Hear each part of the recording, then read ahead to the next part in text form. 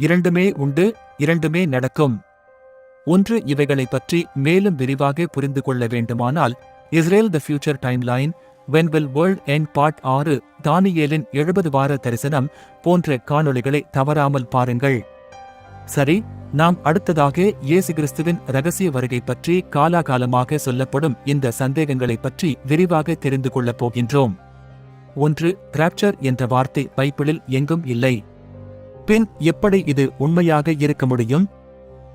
2. இரகசிய வருகையும் பகிரங்க வருகையும் ஒன்றுதான், வெவ்வேறு அல்ல.